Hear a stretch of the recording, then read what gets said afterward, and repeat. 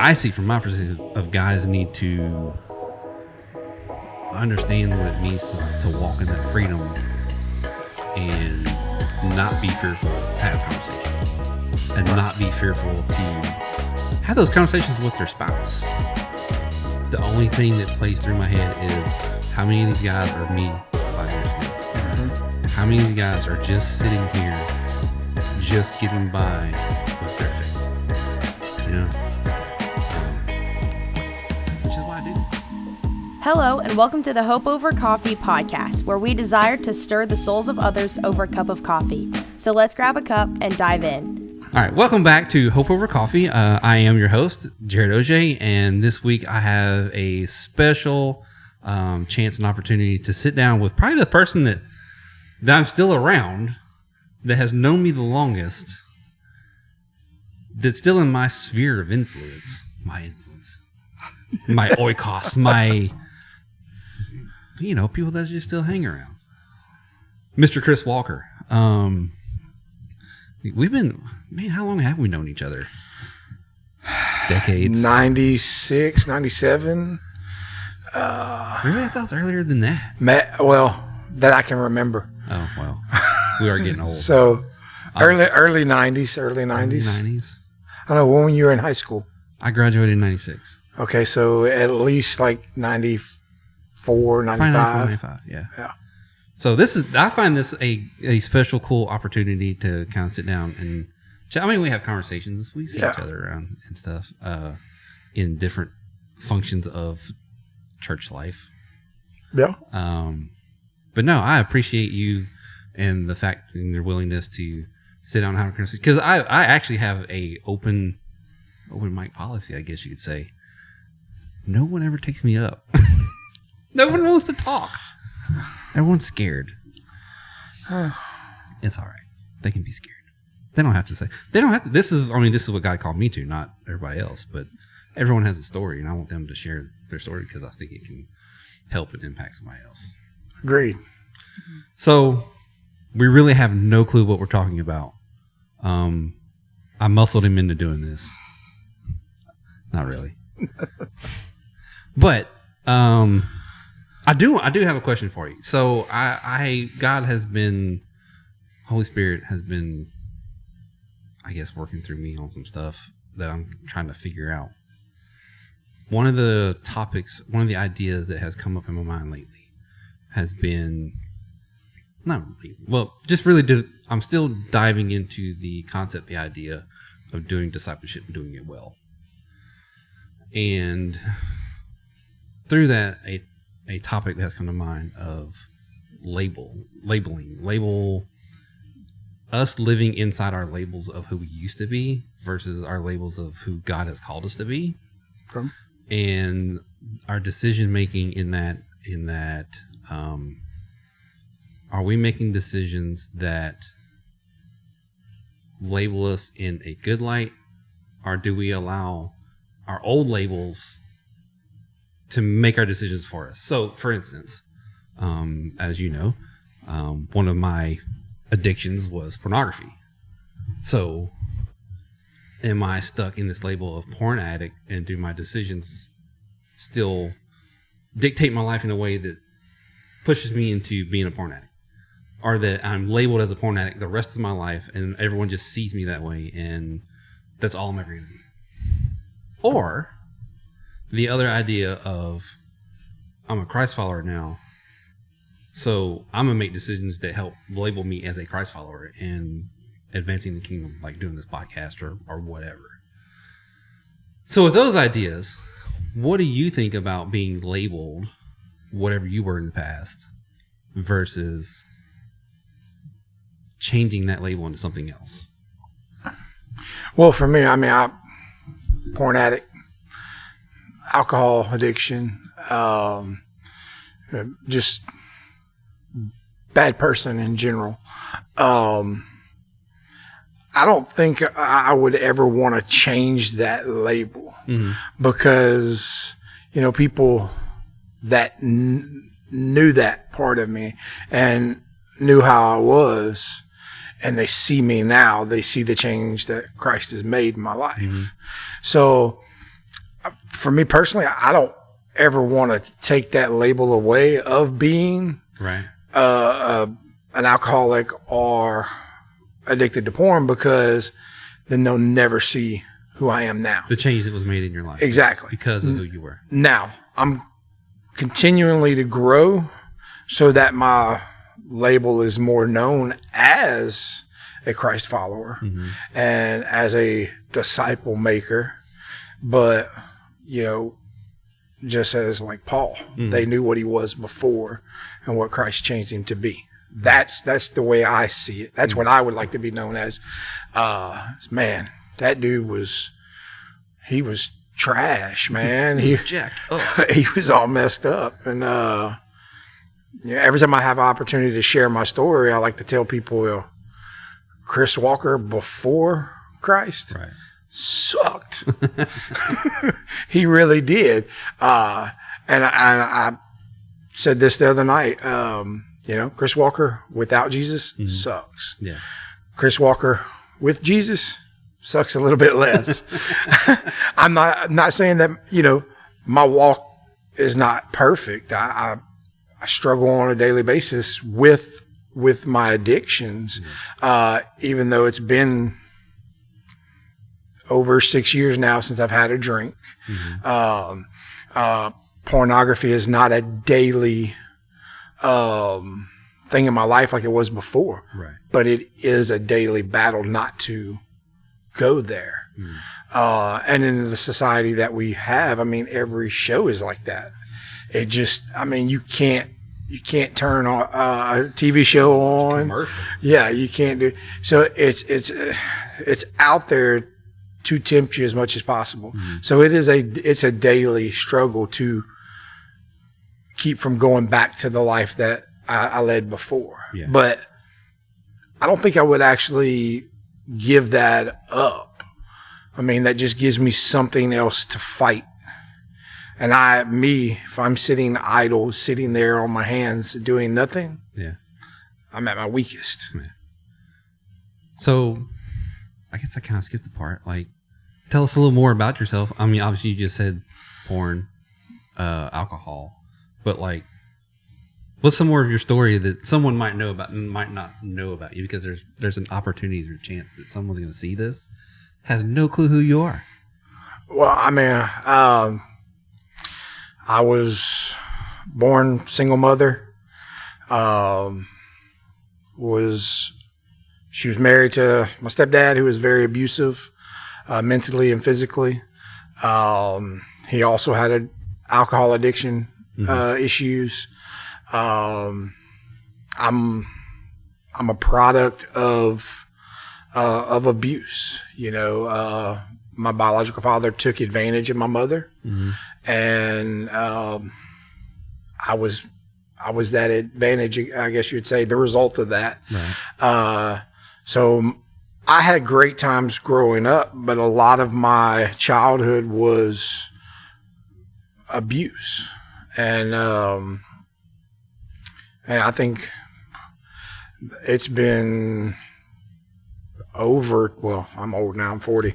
I was gonna say it's been 20 years since those troubles have bothered me, but I remember the first real time that I ever heard the words "I love you" and actually truly felt it. Felt that. I was 19, 20 years old, and that was my wife.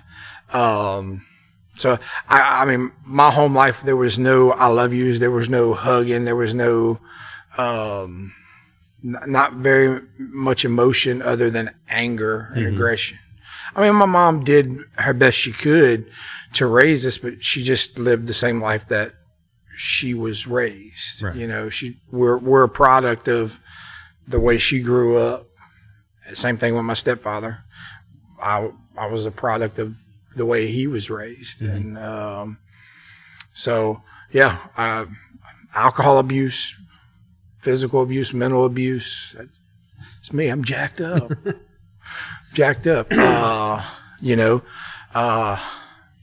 My mom was always there, but not really emotionally. because I don't think she understood how to be. I mean, I know she cares for me and she loves me, but I don't think she knows how to express it. Right. Well, yeah. I mean, I think there's a lot of people there that don't know how to express emotions, and honestly, it's probably why some of the culture is the way it is because we don't know how to communicate with each other. Communication is the key to everything. Like, we've learned that in groups that we've been involved in. Yes. And I'm trying to spread that as much as possible. I mean, we have to communicate. We have to open up and share what's those hidden secrets and share those thoughts that we have that we don't want to express, because that's, you know, it's what we're kind of called to do. Yeah. You know, as part of discipleship in general is opening up and sharing what you've went through to help somebody else. So, kind of got a question rolling in my head, and I don't know if it's going to come out right. Well, because I'm going to kind of fumble through it, even just trying to get it out. So, in your assumptions growing up the way you grew up, and not hearing I love you, not getting those emotions, and not getting the things you need to make you feel safe and secure, we know that played into the part of alcohol and porn. Like, we know that. Yeah. We're sharing that with y'all if y'all don't know that. It does. Yeah. So how much of that did it actually play into turning to those vices to feel safe? Well, I mean, alcohol numbs everything. Yeah. So the fear, anxiety in general was masked by that that alcohol, and you know, I was able to, you know, pull those blinders down and just have fun without worrying about what people thought of me, what, you know, if I was going to be loved by the group, if I was going to be that popular kid, you know, whatever. Alcohol allowed me to just go through it and not worry about it. It gave me a different mindset. So it kind of changed my whole way of thinking. I didn't care. I was having a party by myself. Right. And I think that's why a lot of my drinking consisted of me being by myself. You know, while nobody was around, it was just me. Right. You know? Interesting. So just because we've been in our groups that we've been in and hearing your story again and knowing other guys, this assumption that we have as men, I'm assuming ladies have the same assumption of, I'm all alone in this. No one's ever going to love me if they really knew all the abuse that I went through that has caused me to do all these terrible things privately in my life. We just know that's not true. Correct. How do we? I think you already kind of answered this question, but how do we get other guys to understand that, to other guys to hear that they are not alone, and no matter what they've done, they can hear "I love you" as well? This what we're doing right here, not necessarily the podcast, but us openly talking without having any shame. Yeah. I mean, obviously, I trust you 100% because I've known you for a long time.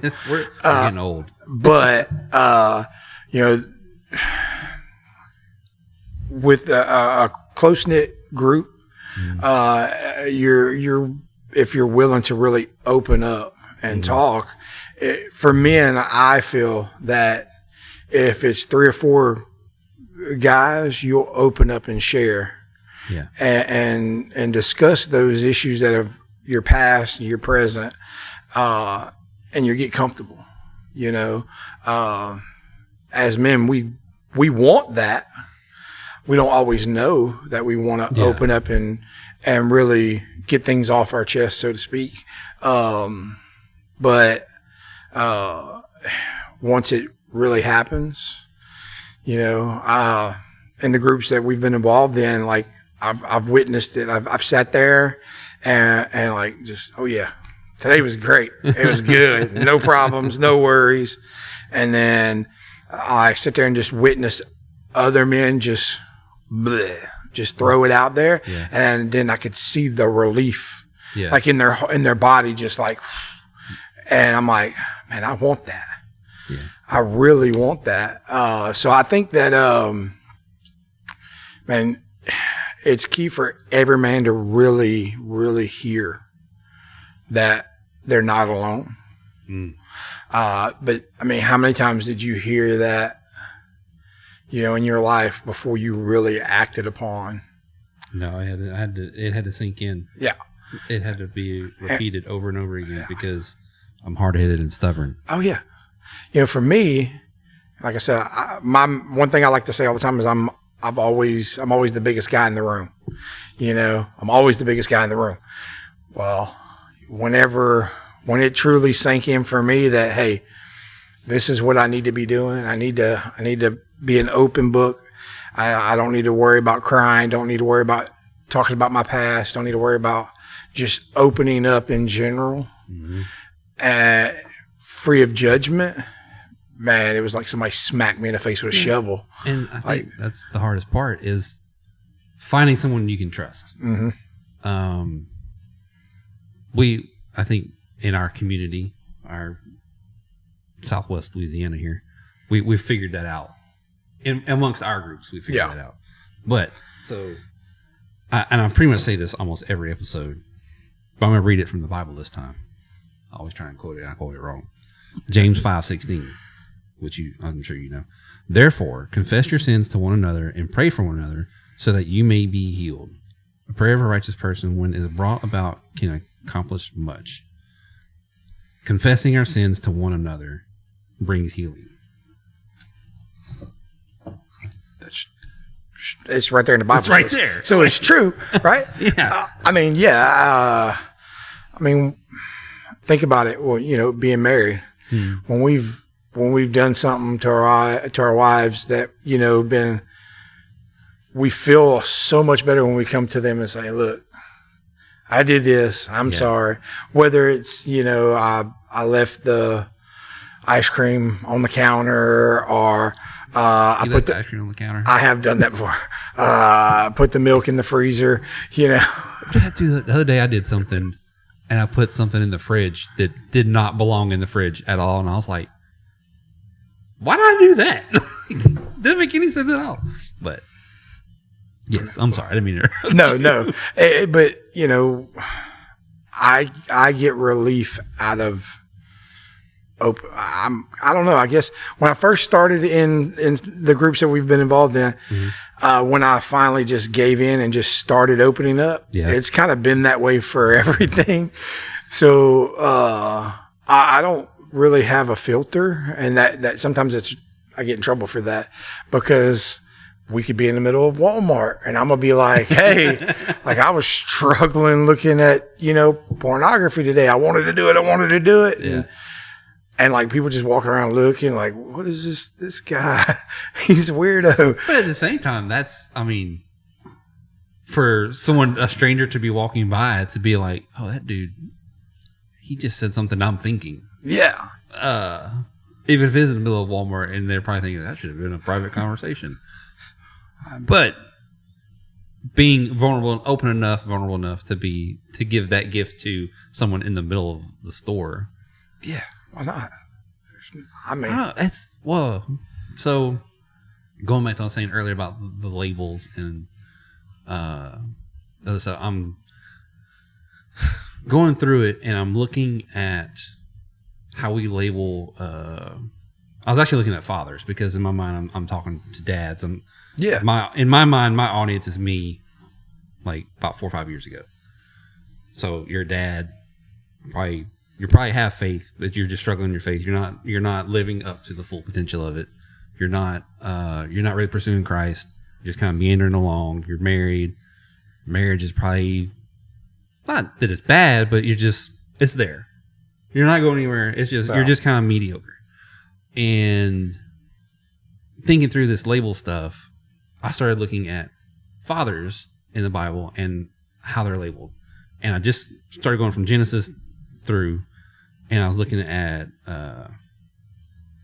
Adam, and I looked at Abraham, Isaac, Jacob, the big names from Genesis. And you hear those names and you're thinking, oh man, those guys are fantastic. Like Abraham, the father of many nations, and then his son Isaac, and then his son, you just think all these great things. But as I've heard it, the Bible is so not chill that they put all their stuff as if they're standing in the middle of Walmart saying, dude, I struggled today of pornography. That these men, they messed up. They were passive. They were liars. They, so I was actually reading Noah. I found it amusing that he got off the boat. He started farming. He made a vineyard and got drunk. Right off the bat. I mean, I was like, how long do you think he was fiending for? Like, let me get a drink. I got to grow it myself though. Like, how hard was that for him to be like, I want to drink so bad, but I'm going to have to grow all the vines. And the key factor that I'm really looking at is fear. All these guys had fear dictating their life, and I know I do too. I know I'm doing this podcast stuff, but like it was hard because you have to. Not that by no means am I famous, but I'm putting out myself on this world platform that can be seen and heard literally over the globe. And judged by lots of people. Yeah. That I could be very easily misunderstood or accused of something or whatever. But we live in this fear of trying to keep ourselves safe and not living up to, walking a life of freedom in Christ. Right. And I want that to change for guys. I want us to I know, well, so Fight Club, I think of Fight Club, a key component of Fight Club is being a man's man kind of thing. The challenge and this and that, which is not bad. We need to be challenged as men. I'm not saying we don't. And I'm not attacking Fight Club at all. Don't misunderstand me on that. But at the same time, I see from my perspective of guys need to understand what it means to walk in that freedom and not be fearful to have conversations and not be fearful to have those conversations with their spouse. Because I also think about, going into our church on a Sunday morning. It's quite large. Yeah. I don't know the exact number of seats, but it's a lot. And the only thing that plays through my head is how many of these guys are me 5 years ago? Mm-hmm. How many of these guys are just sitting here, just getting by with their faith? Which is why I do this. This is why I do this, because I feel like God told me to, or leading me to, or however you want to put it. But also in that, to have these, I really feel like I'm supposed to have these conversations with other men that have like, yeah, I came out of that. I get it. I know what I'm supposed to be doing now. So how are you, I'll put you on the spot, how are you inspiring the next generation? How are you inspiring other men, young men in your sphere of influence? How are you discipling other people to not live in that fear and tell them that it's okay, that you don't have to be perfect? Because we don't. No. There's no way. No. We get to wear the perfectness of Christ, but we don't. There's no way we're gonna measure up. So it's okay. So what are you doing to inspire that next generation? So it's kind of, I don't believe in coincidences. I don't believe in luck. God orchestrates things. Yeah. And sometimes we follow like we're supposed to.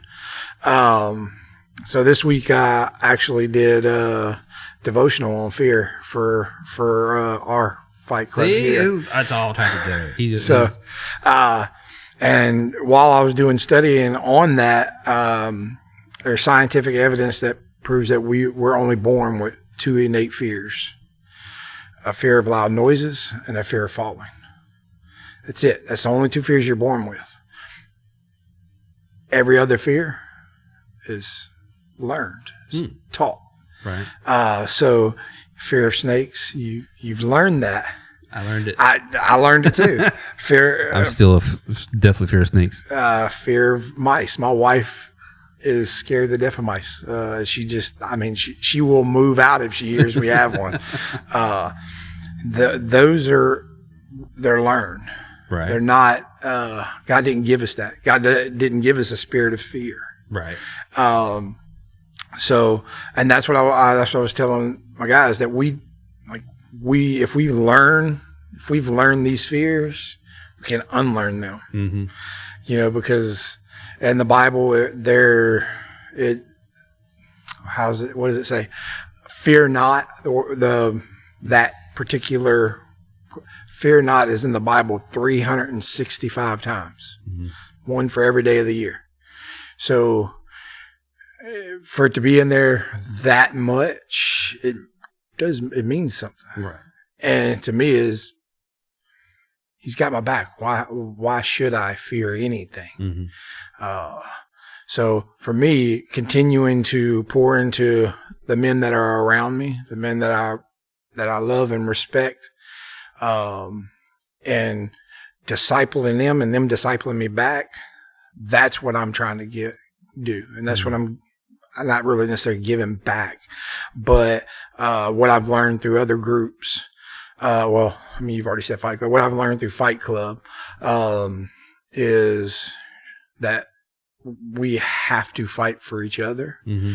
And one way of doing that is me being vulnerable and showing other men that, look, I'm comfortable with doing this, and I'm gonna pull it out of you one way or another. And I feel like it's going well in the situations that I'm in. Mm-hmm. What I learned in Fight Club with just being open in general has changed the way some people are acting around me. And they know that hey, he's not going to judge me. He's been there. He's done that. He's got the t-shirt. It's just a little bigger than mine. It's freeing, man. Yeah. It's like sharing your testimony. The first time you ever share your testimony for more than like 4 or 5 people, like for me, I don't like to talk in front of a bunch of people, but I can do it. I start sweating, get all nervous and shaky. Well, the first time you do it for more than 5 people, you feel like you're about to have a heart attack, about to fall out. Yeah. And then as soon as it's done, you're like, whew, the weight of the world is off your shoulders, so to speak. Yeah. So it's freeing to be open and honest without judgment.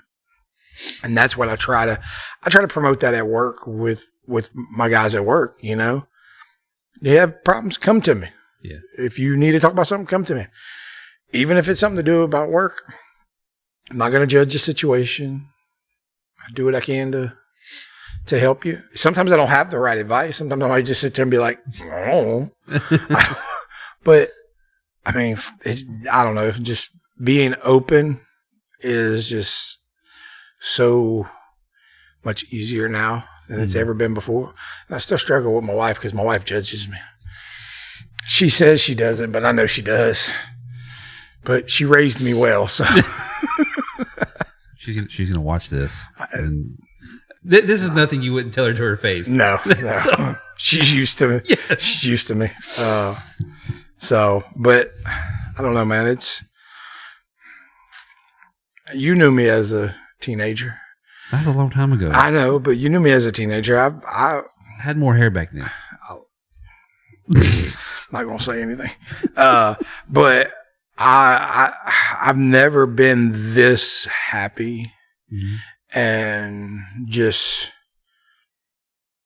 just the weight is just gone. Yeah. And that's not solely just, I mean, it is because of my ongoing relationship with Christ. Yeah. It is because of my salvation, so to speak, but it's mainly because I've been able to be in relationships with guys that I've been able to open up and say, hey, dude, I looked at this today and I was, you know, right. And being open about it. Hey, man, I consider taking a drink today. Yeah. And then have them guys call me on my mess. Hey, what's on your phone? Yeah. And some guys take that as like an attack, and I welcome it because there's a lot going on up here. I mean, most of the time there's a lot going on up here. Yeah. And sometimes it's not all good. And I need guys to really call me out and say, hey, what's your thought life like, you know? Well, and I've probably said this every episode as well. The pornography and the alcohol is not the root problem. It's whatever else is going on in your life. That's your outlet for coping, to make you feel safe again. That's what you want to do. So we need that pushback to say, okay, there's something else going on inside of you. What's going on? And kind of like push you, challenge you into digging deeper into why am I thinking these thoughts today? Yeah. What childhood trauma have I not dealt with yet that is still pushing on me that says, okay, you need to feel safe. Go look at pornography. Yeah. So like for me, it was the love. Like I didn't feel that physical love that I expected or thought I deserved. So that's where the porn addiction come from. Right. And then because I wasn't in control of anything in my life, I had control over that. Yeah. Nobody was telling me I couldn't watch what I wanted. You know, nobody was telling me I couldn't do anything that I wanted because I had control over that. Well, yeah. It was more, and that's what it became for me. More than just a porn addiction, it became a control issue for me. And I mean, who's going to stop me? Yeah. Especially as I became an adult. You know, the alcohol was an escape. Like it was, you know, porn addiction was to feel love because it was self-love. That's what it was. The alcohol was an escape from everything. You know, I was funnier when I drank. I was, you know, less of a jerk. I had, you know, I could dance. Not really. But I tried. I still can't dance. You know, it made me feel completely different than the person I was. Right. You get to mask yourself even more than usual with exactly. So it's hard. It's not hard. It's hard to look back and not say, man, I miss those moments because I do miss some of the people that I was around. But I don't miss those the situations. I don't miss the drinking and the going out type situations. But I miss those friends because I know they have good hearts and they really do. Some are lost, and I really would love to have time with them and spend time with them. And I could do that without the alcohol. But it's been very hard to regain those relationships because I don't drink. They're not acceptive to that. So I'll say last week. It wasn't last week. The last episode, because it wasn't last week. Because I'm actually spacing out 2 weeks at a time now, just because this is not my full-time job. You sure? No. Don't you get paid for this? No, Angie pays you for this, right? This all comes out of my pocket. Last episode is me and Julia, and the whole title of the episode was Giving Space. And the question, the idea was basically what you're saying. Like, how do we keep loving people who don't believe what we believe without condemning them and giving them space to believe what they believe, but be close enough to them to still love them. Yeah. So when you said it's that, I'm thinking of that exact scenario of what you're saying, like still being around those people, staying true to being who I am and a follower, but allowing myself to give them space so that I could still love them. And I'm like, I think that's hard sometimes. Maybe just because we're not good at it yet. I don't know if I ever will be. I mean, it is. It's, the old relationship saying, it's hard to love someone, if you don't love yourself. Well, that goes into that in general. It's because it is a relationship. It's hard to love on people when they don't love themselves enough to really open their eyes and see what's going on. Well, and that was part of the conversation. That was part of the conversation was if they are lost, if they're not a believer, it's hard for us to be around them because we're like, we know there's something better for you. Mm-hmm. All you got to do is accept it. But if we beat you over the head with it, then you're not going to listen to me anyway. Yeah. Yeah. But we know this is better for you than what you're doing. So, all right, on that, how do you do that? How do you handle that without beating them over the head with? I don't know. I mean, I know what my method has been lately is just love. Yeah. Just love on them. Like, I mean, I've been around people that just every other word out of their mouth is a curse word, and they're trying to trap me into reacting, and I'm like, I just continue to pour love on them. Yeah, and consistent love. Yeah, and even whenever there's things that that's been done that frustrates me, I continue to just, hey, we'll fix it, no problem. Yeah, appreciate what you've done. I've really tried to do that, especially in the workforces. Mm-hmm. Just really continue to show appreciation and love towards guys and gals that I work with in a professional manner, but also let them know that I really do care about them. Right. And that's I've had to make myself be a little more intentional, because intentional love sticks out. Intentional love sticks out more than just faking it. Right. So like if somebody texts me about they had a surgery or their cousin or something's going in surgery, the next time I speak to them or that next day, I make sure I have to make notes because I'm scatterbrained. So I make notes that, hey, check on such and such because they asked me to pray for their cousin. Okay, tomorrow, check on so-and-so. I have to be intentional on things because to me that shows people that I truly do care, because I really do. And I really want to develop my relationships with people and help them grow as much as I have, and I continue to grow. Mm-hmm. Because, man, we're made for so much more than just going to work, going home, going to bed, doing it all over again. We're made to love on each other. We're made to disciple each other. We're made to glorify God in everything we do, and that includes work, home, mm-hmm.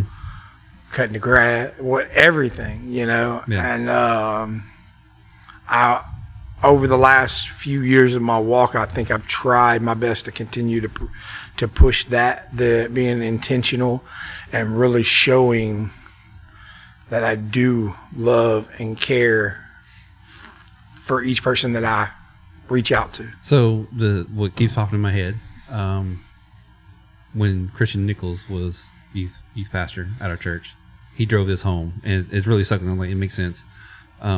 Everyone wants to feel known, loved, and feel like they belong. Mm-hmm. Consistently loving them they get to be known because you're in their life all the time. They feel love because you're feeding to them, and they're gonna feel they belong just because you keep hanging around, right? Yeah. I wish I knew what passage it was. I was gonna look up on my phone, but my phone's the camera. It's his loving kindness that leads us to repentance. Mm-hmm. So, in holding that space for someone, I can see where if we're consistent in loving them and keep making them feel known and loved and belong, that's his loving kindness to them. We're being his example of loving kindness to them. So, without beating them over the head, I can see where a consistency in that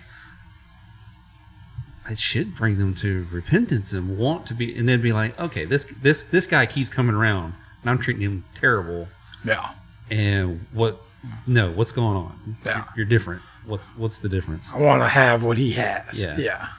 So, I guess that's it. Just being consistent. And this also came up with the episode with Julia. She had someone that called her hypocrite and just all just the typical, what we think typical anti-Christian stuff is. I reminded her in that moment that, hey, the reason you even get called a hypocrite is because if they actually had to face the truth of what you're living out, that means they gotta inspect themselves and be like, oh no, I don't fit what's actually going on with who I am spiritually. Yeah. So I think that just kind of also plays into it, that if we're consistent in our love and consistent in being Christ-like to them, we're that mirror. That the repentance part is, oh, I don't measure up. I can't do whatever I want. There is a God in heaven that is over everything, and I got to answer for it. I got to face him one day. So yeah, that's.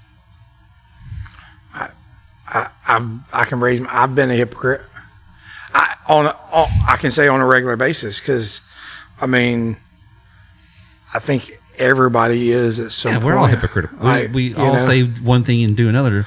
The funny thing is, we can't live outside of our belief system. So we say one thing, but we're actually believing this over here.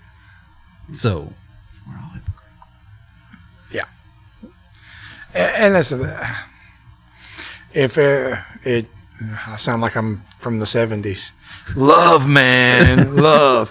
I mean, if just everyone would just really look inwards and realize what they've got going on and work on that and just consistently show love towards each other, it would be a better world, which that sound, like I said, sounds like a commercial from the 70s.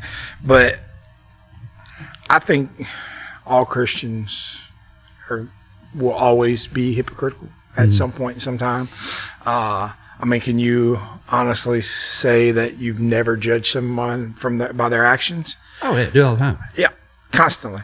I've judged myself by my actions, which is not hard to do because, like I said, Chris Walker jacked up. He sucks. That was dumb. Yeah, especially when it comes to my marriage, like the wife will ask or something like, "Go get it yourself." Wait a second. She said, "You sure you can't take care of that?" Yeah. But no. I mean, I let cuss words fly sometimes. I act stupid and say things I shouldn't say. It's me. That's who I am. I'm not perfect. And people look at Christians as they're supposed to be perfect. And that's where that all comes from. The thing is, all of us are human. We all make mistakes. To me, the difference is I know that I'm not perfect. I know that I make mistakes. I know you're not perfect too. I'm glad you know that too. Anyways, I know you did. I know these things, and I'm not trying to be perfect. I'm trying to just continually grow myself to where I could live the same life that Christ did. Will I ever meet that? No. because he was perfect. Yeah. He was perfect. He did no wrong. And I've already done that a long time ago. Mm-hmm. I've already done that in the future. But I strive to do better each day.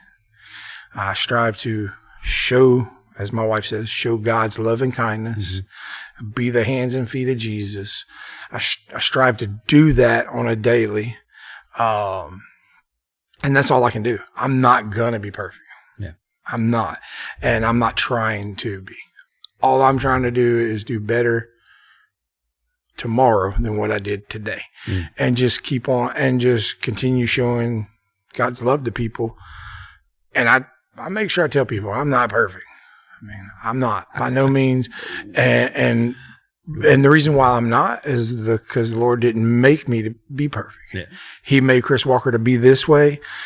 And that's who I am. Well, if we were made perfect, which I mean, I know Adam was made first, but I mean, since the fall, if we're perfect, then we don't need God. Correct. There's no need for us to rely on someone bigger than ourselves because we wouldn't need him. Exactly. And there's nobody bigger than me. He'd be back and we'd be in eternity if that was the case. We don't. Yeah. So. It's we could go on for days. We could on that. But no, man. I think the best thing for Christians to do is to get past this, try to be perfect, get past this, holding other people accountable for their actions, because we're not supposed to judge people, no matter what they are, who they are, what they do. We just continue to do like Jesus did, love on people. I mean, look who he surrounded himself with. Yeah, and not just, but at the same time being okay. Let me back up. So the 4 core things I feel like God has kind of led me into for Hope Over Coffee is to know others, know myself, know God, and be Christ-like. That's the core of Hope Over Coffee. So I'm hearing you say all that stuff, and I'm like, yeah, okay, yeah, that falls into that. That falls into that. That falls into that. And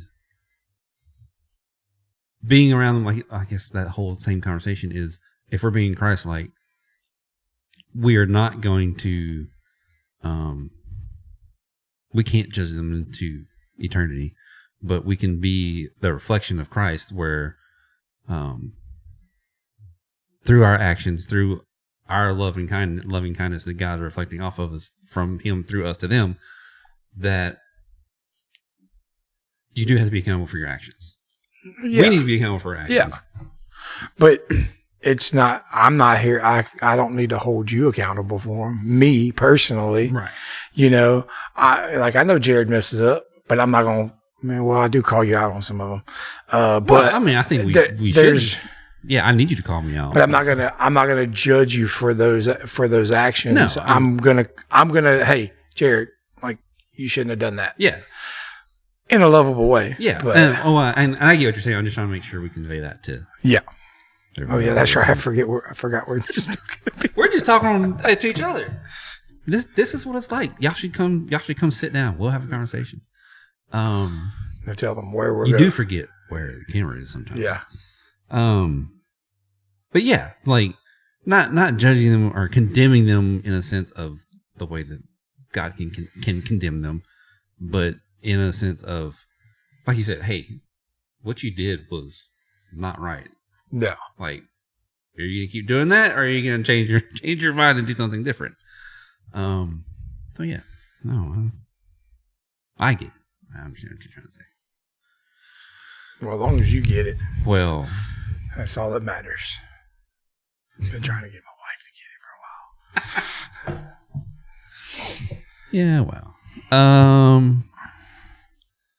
Cool. And I guess a side caveat of, and I don't want to call it a pet peeve. Something that stirs deep inside me is something you said of, if guys would work on the stuff that's going on inside of them and try and get to the root of some things, you need to do that. Yeah. There's a going way back to the beginning of the conversation. There's churches full of guys who are just kind of floating by because it's easier and more comfortable to keep doing what they're doing than to get that shovel out and dig down deep inside of why do I keep turning to porn, alcohol, drugs, sex, all those things, than dealing with them. And like I say, it's a burden for me because I want guys to dig in, and because why just keep back it up even more. Sorry. You're discipling your family in a way that you're making disciples of yourself. And if you're not digging in, they're not going to dig in. Right. So your American Christianity of this, everything's good. And it's really not, because no. dig in. I see. I was that guy, like, sit right here in this church, sitting about 3 pews back every Sunday, and would shake hands, happy go lucky. Yeah, everything's good. And it's really not. No. And my pastor, how's everything going? Everything's great. And I'm not going to tell you. You're the last person I'm telling. And that exactly that exactly happened whenever the wife and I had some marital issues about 6 years ago, and we were on the verge of splitting. And we sat down with our pastor for marriage counseling, and he was like, he said, "Well, all right, what's going on?" I said, "Nothing. Everything's great. You think I'm telling you my problems?"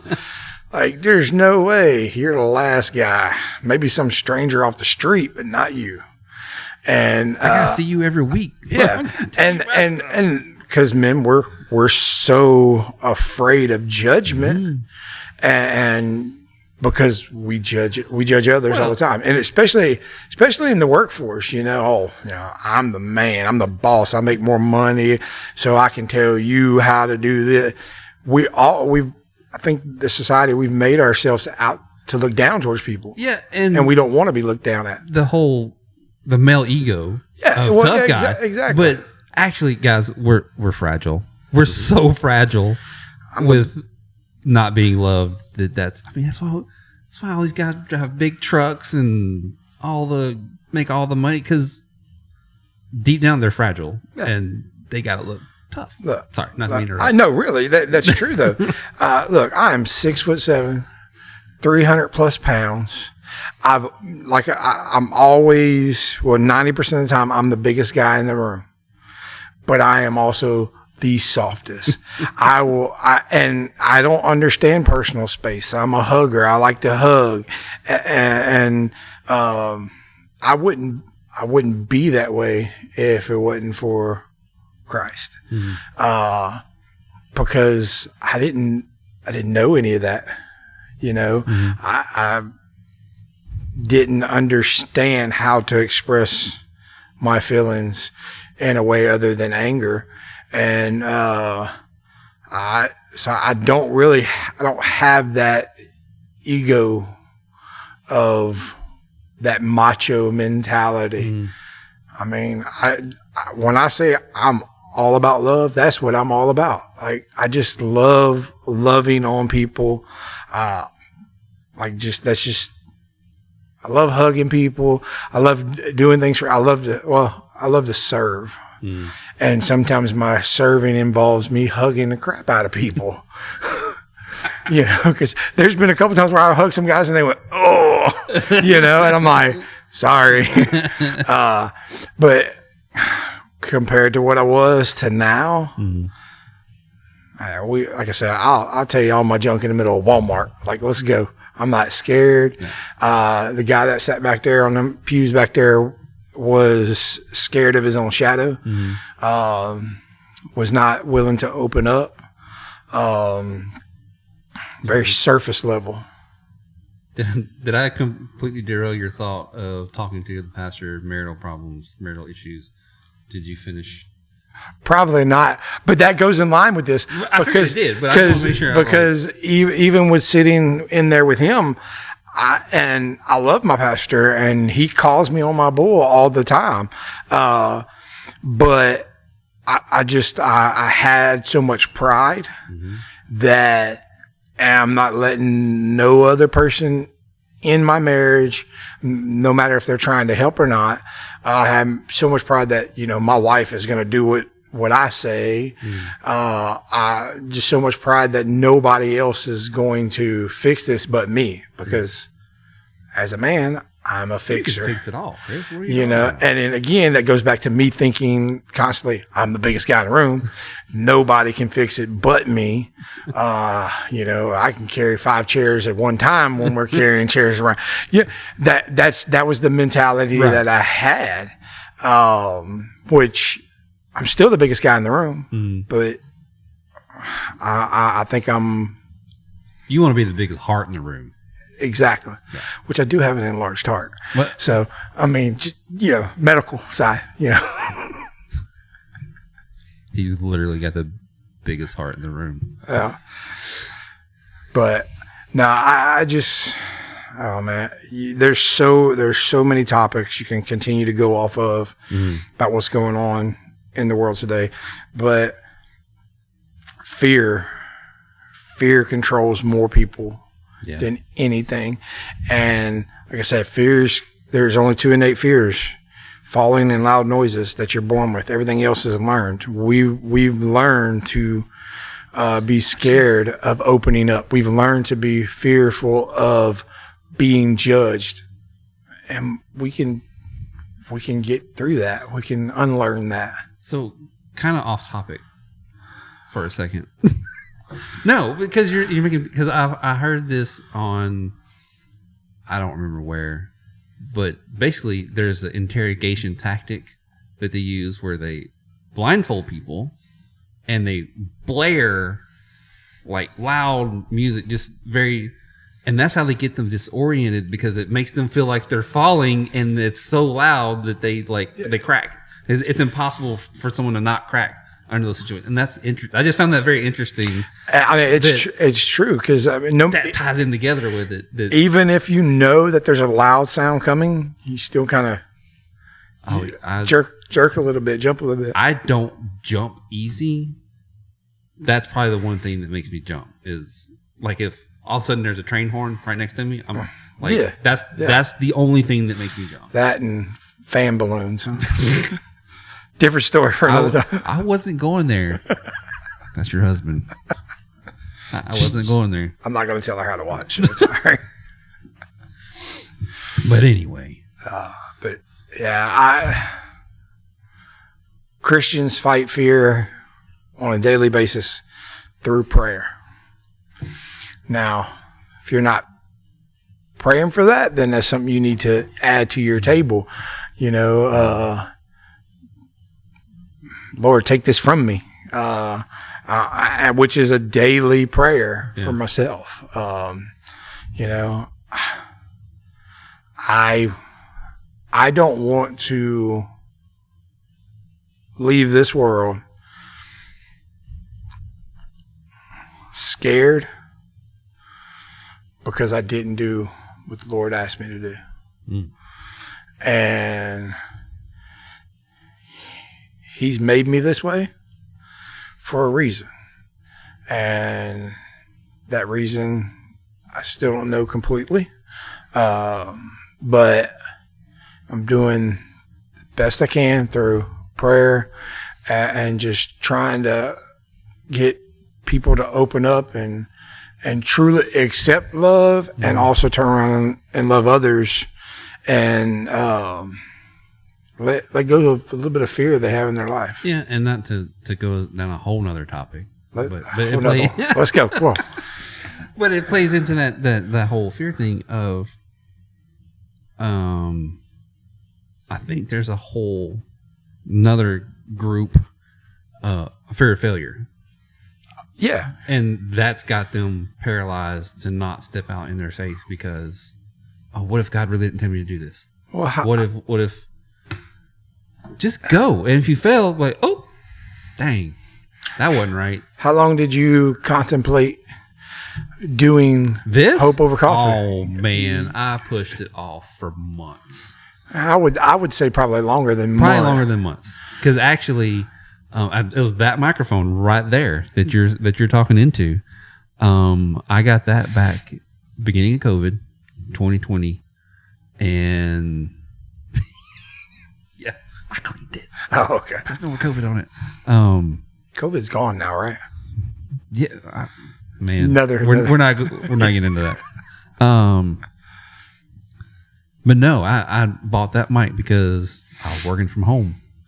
Did a lot of stuff from the house, and I'm a nerd, so I want good toys to play with while I'm at home. And for meetings, I bought that, and a couple months after having it, I really felt like God was telling me, he said, "Hey, you're going to use that for more than meetings. It's going to be a podcast." And I'm like, I'm the most introvert. I don't talk to people. What are you talking about? Kind of thing. And so you questioned God? Yes. Oh, yes, I did. I absolutely did. You're not the only one that does that. No. And so then, getting into it, I actually started doing a blog post instead of recording myself. And I felt like God said, "That ain't what I told you to do." I'm like, dang it. Okay, I'm going to do it. And started putting out the actual podcast. And then from the time I started doing blog posts until I started doing video was almost a year. I mean, almost like a year exactly. Because I started, what year are we in? 2023? So 2022, Easter Sunday, I started putting out blog posts. And I was putting out one a week. And did that for, I don't know how many months. And that's when he felt like, nope, that's not what I told you to do. I told you you're going to use that. Okay. Well, now I got more equipment because God's blessed me with the money that I have. So stewarding his money, I'm using it to buy bits and pieces to build this. Has he blessed me with like, just give me all the equipment all at once? No, I probably wasn't ready for all the equipment all at once. Just leading me up through all the different pieces. But questioning and fearful? What? Because I mean, to be honest, let's go back to beginning of Fight Club. Stepping out in that of being in the group, you're not going to love me if I actually tell you what I'm thinking and what I'm feeling and what I've done. So I'm not going to tell you anything because you're not going to love me. To go from that point to going to where I'm on a camera that can go worldwide and be like, I had a porn addiction. So you handled that a whole lot better than what I would have. So, like, yeah, it's been crazy. But stepping out of that fear, and the whole reason I'm stepping out of that fear was sitting in community, processing the things, understanding why I was the way I was, and saying, "Oh well, I can change that fear. I don't have to be in that fear anymore. I can move on and do what God has called me to do, and just keep pursuing." And if one day He's like, "Hey, just cut the camera off, cut the computer off, you're done." Okay, well, I guess that was that run. We'll have to figure out something else to do. But until then, what's next, Lord? Yeah, let's go. And to be honest, I mean, like I said, I'm not famous by any stretch of the imagination.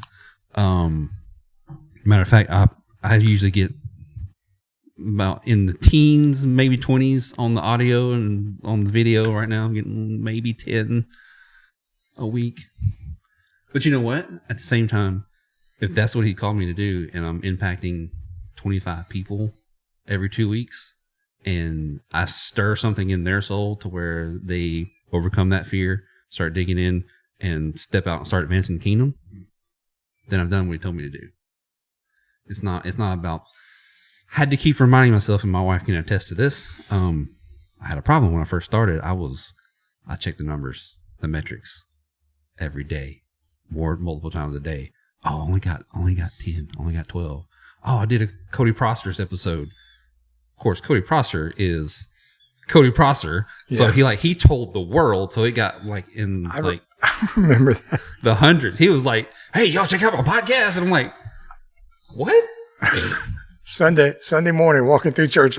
Hey, check out my podcast. Check out my podcast. Hey, I was on a podcast. Check it out. So, I mean, walking advertisement. So that one did really good, but getting over that fear of, oh, well, I'm not doing good, so I'm not being loved. No one likes what I'm doing, so I'm terrible. I'm blah, blah, blah, blah, and all that fear. And finally getting past that, be like, you know what? It is what it is. If it's only hitting umpteen people, and I'm hoping it makes an impact in the umpteen people, then whatever. I get that. I mean, so we're going through a series right now at church for so far for this year is Who's Your One? Mm-hmm. One person can make an impact and make a difference. And that's, I've always since I really started pursuing my faith, and I've always thought that like, I'm not trying to change the world. Mm-hmm. I'm trying to not trying to change anyone, but I'm trying to impact or influence or just move one person. And then if that one person moves one and that person moves one, then there's, keep going. Could be 100 people impacted by that one person. And I mean, that's what matters, man, is one person at a time. Numbers really don't matter. Right. I truly believe that if God's has his hands in something, no matter if 5 people listen or 500, what he's saying is going to get out there. Yeah. And that's, look, man, you're a lot braver than a lot of us. I don't think a lot of us would have ever done anything like this. I didn't think I was going to do something like this. Oh, I know it from the get-go. I've seen it since you were a teenager. Oh, whatever. Your face on a coffee cup. Yeah. Good morning.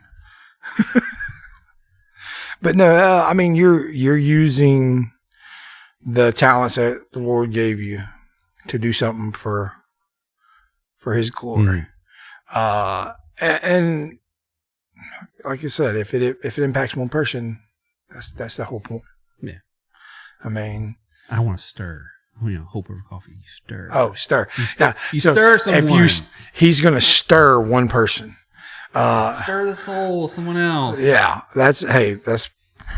We need to put that on a t-shirt. And it's not even me stirring. It's I want to impact someone to where they'll allow the Holy Spirit to stir something in them, like let down some walls, exactly, barriers.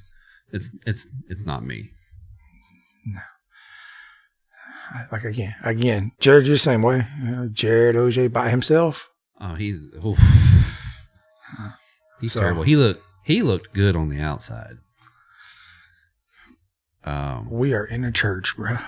Why does it mean like physically attractive? I get it, though. Like a duck on a pond. Yeah, nice and calm. Yeah, feet under the water. Internally, it was bad. Do you still have those moments? Oh yeah. I don't think we ever kind of. Yeah, no. We just now we know how to battle them, I guess. Yeah, well, I mean, it's actually turned into more now because of all the groups that we've been in. Like when things don't go the way I think they should, I can actually be like, oh, I feel this way because this happened and this happened, and yeah, sorry. IFABs. Yeah, I can communicate. I can communicate my feelings, and it's a lot better. Matter of fact, I had a conversation. Sorry, not talk about Paul, my stepson, but we had a conversation the other day, and I was able to communicate, and he communicated back, and I was like, "Dude, thank you. This is awesome. It's cool." Yeah, communication. Now we're back to the beginning. Communication, which usually, when we get back to the beginning of the episode, is we usually wrap up. Unless there's something else you got that we need to. We can go all day. No, because I have to go home. I'm looking at the clock. I gotta go home and Oh, I still got to cook, bro. I do too. That's what I gotta go and do. I gotta go cook. Well, I appreciate you giving me the opportunity. No, I appreciate you coming on and being vulnerable with the world, as I'm trying to be vulnerable with the world on a consistent basis. But no, that's good. I really hope that some men find this and they start digging into what they're doing and why they do it, and let the Holy Spirit work in them and turn them and change them, and not into the point of, like you said, I don't think our goal is to turn America upside down. Right. Our country is going where it's going, and Christ is coming back. I'm not saying that we can't change things, but like my purpose is, like you said, I always love a smaller community, that this community touches that community, that touches that community, that touches that community. And do I want a different culture in America? Absolutely, but it's not I don't think that's my end goal. No. I think it's just living out my faith. Going back to the course, knowing others, knowing myself, know God, and be Christ-like. And that's just going to impact people naturally. And just kind of keep doing that. So, but anyway. Sounds like a plan. I probably got more. That's probably more of a plan than some people that I know have plans. Yeah. Like, I take one day at a time. Yeah. Because, jacked up. I just one day at a time, man. And like I said, I get up in the morning, read, do some prayer, and leave to go to work, and pray some more, and that's something I gotta work on my prayer life. I've said this probably almost every episode too. My prayer life is just not that great. I want to be more intentional with my prayers. Mm-hmm. So I'm trying to be more, exact. Jared, what do you need prayer for today? Okay, yeah. All right, and then pray for that exact thing, not just I pray Jared has a great day at work, gets home safe. No, yeah. I want to pray that Jared, who doesn't want that? Well, to me that's a surface. That's a surface layer prayer. Jared's struggling with these thoughts today. Lord, take them. Bam, get them out of here. Yeah. I want to be more intentional because prayer should be. We're in a battle. Yeah. We're in a battle where the devil wants to take this world and destroy it, and wants to destroy marriages. So we're in a battle every day. So that's to use that analogy. If we're lobbing cannonballs at the enemy for our prayer life, and he's shooting back arrows, the fiery darts of the arrows, specific little pinpoints. Exactly. That's two different things. Exactly. We got to block the arrows, not just lob something over there. We're just trying to hit big areas. Yeah. We just specific. Want to be more specific, more intentional. Yeah, absolutely. So I'm working on that. I challenge you to work on that too. Oh, now I gotta do it. At least for a day or two. I'll do better. I'm gonna try. Anyway, it doesn't matter. Not that it doesn't matter. Sorry, didn't mean that. I think that's just a nonchalant way of trying to be like, I think we're done. Yeah. I can say, get off. Like, time to go. I want to leave. Well, anyway, Chris, again, I thank you for being on the episode, being vulnerable, having the heart to want to stir someone else, and I appreciate you. Appreciate you, bro. Thank you for letting me be a part of it. I know. That's been great. And until next time, the next episode, see y'all later. Thanks for listening, and don't forget to share and follow us on your favorite podcast app, Facebook, or Instagram. You can also go to hopeovercoffee.com for contact information, past devotionals, and more. Thanks again for listening.